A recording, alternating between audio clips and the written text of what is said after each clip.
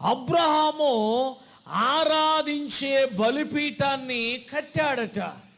ఆ బలిపీఠము దగ్గర ఏం చేశాడంటే యెహోవా నామమున ప్రార్థన చేశాడు, యెహోవాను ఆరాధించాడు, యెహోవాను స్తుతించాడు.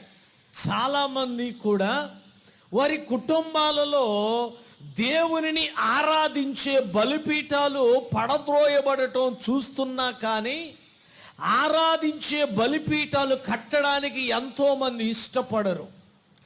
ఎంతోమంది దేవునిని ఆరాధించడానికి ఇష్టపడరు. ఆ కుటుంబంలో భర్త ఆరాధించడానికి వస్తాడు, భార్య ఆరాధించడానికి వస్తుంది, ఇదిగో బిడ్డలు ఆరాధించడానికి వస్తారు. అయితే అందరూ ఆ ఆరాధించే బలిపీఠం దగ్గర తమ గుడారములు వేసుకొనగలుగుతున్నారా? అందరూ ఆరాధించగలిగేటువంటి ఆ బలిపీఠము దగ్గర తమ్మును తాము నివాసము చేయగలుగుతున్నారా? కుటుంబములో ఉన్న వారందరూ కూడా ఆ బలిపీఠము దగ్గరికి రాగలుగుతున్నారా?